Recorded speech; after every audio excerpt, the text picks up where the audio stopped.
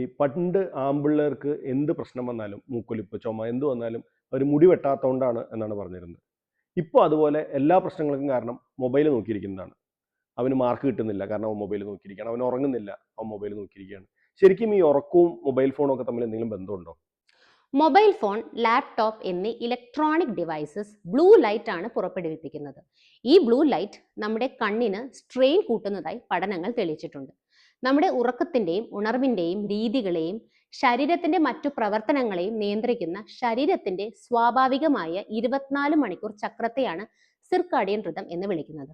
ഇത് കൺട്രോൾ ചെയ്യുന്നതിൽ മെലറ്റോണിൻ എന്ന ഹോർമോൺ വലിയ പങ്ക് വഹിക്കുന്നുണ്ട്. മൊബൈൽ ഫോൺ, ലാപ്ടോപ്പ് എന്നിവയിൽ നിന്ന് വരുന്ന ബ്ലൂ ലൈറ്റ് ഈ ഹോർമോണിന്റെ അളവിനെ കുറയ്ക്കും. ഇത് നമ്മുടെ ഉറക്കത്തെ ബാധിക്കാം. സ്ഥിരമായി ഉറക്കം കുറയുന്നത് നമ്മുടെ തലച്ചോറിലെ ന്യൂറോൺസിനെ പ്രതികൂലമായി ബാധിക്കാം. ഇത് ഓർമ്മക്കുറവിലേക്കും വഴിതെളിക്കാം. മാത്രവുമല്ല, കുട്ടികളുടെ പഠനത്തെയും അക്കാഡമിക് പെർഫോമൻസിനെയും ഇത് ബാധിച്ചേക്കാം.